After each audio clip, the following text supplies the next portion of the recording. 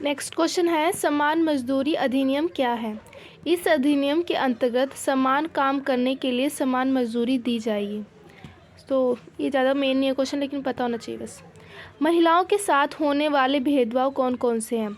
अब गाइस हमें पता है कि सब बोलते हैं कि महिलाओं के साथ भेदभाव होते हैं। अगर हमें कोई बोल दे कोई 5 पॉइंट बता दो, तो हम क्या क्या बताएंगे? हम कहेंगे भाई पढ़ने नहीं देते हैं, घर से बाहर नहीं निकलने देते हैं, मतलब वही पढ़ाई होगी कि पढ़ाई नहीं करने देंगे आपको, और जन्म से ही कि आप लड़की हो आपके साथ यही होएगा, मतलब लड़कों को ज़्यादा महत्व दिया जाता है। तो हम 2-3 बोलेंगे पॉइंट, लेकिन हमें याद होने चाहिए पूरे 5, बिकॉज 5 नंबर आके आ जाता आराम से। तो पहला है जन्म के आधार पर भेदभाव, और सेकंड है शिक्षा के आधार पर घर के काम पर भेदभाव, प्राचीन समय में महिलाओं को वोट न देने का अधिकार, घरेलू हिंसा का शिकार, सार्वजनिक क्षेत्रों के मामले में हिस्सा न लेने का भेदभाव होता है।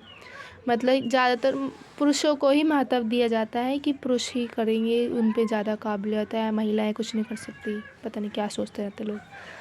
नेक्स्ट है पारिवारिक कानून क्या है?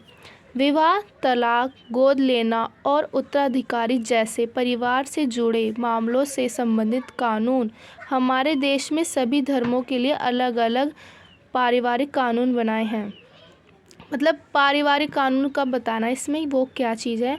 तो ये बोल रहे कि विवाह, तलाक, गोद लेना, उत्तराधिकारी जैसे परिवार से जुड़े मामलों से संबंधित कानून हमारे देश में सभी धर्मों के लिए अलग अलग पारिवारिक कानून हैं। मतलब ये नहीं कि मतलब अलग अलग धर्म जो है उसी के अकॉर्डिंग उन्होंने कानून बनाए हैं, गोद लेना, तलाक वगैरह उससे रिलेटेड।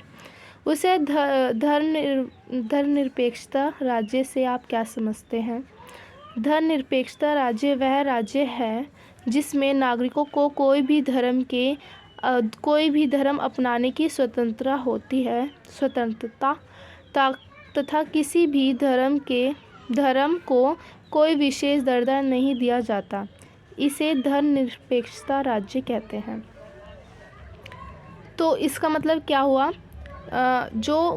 मतलब कोई भी, ये तो है नहीं कि कोई कोई व्यक्ति कोई कहेगा कि मैं ये वाला धर्म अपना रहा हूँ तो सब मना करेंगे। ये मतलब आज़ादी है सबको।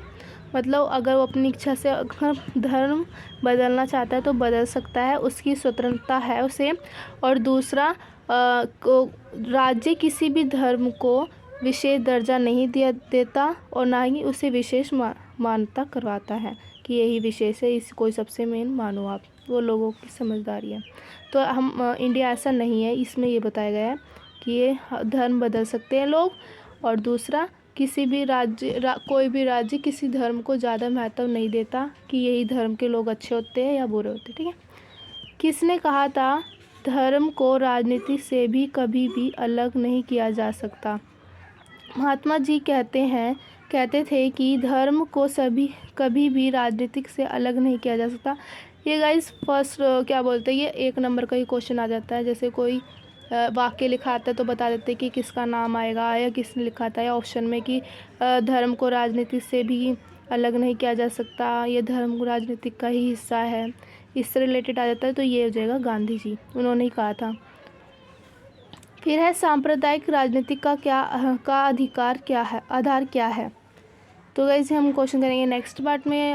इस वीडियो के लिए बस इतना ही। Bye bye.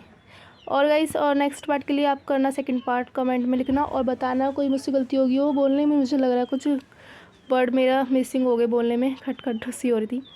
Okay guys, bye bye, next video में मिलते हैं।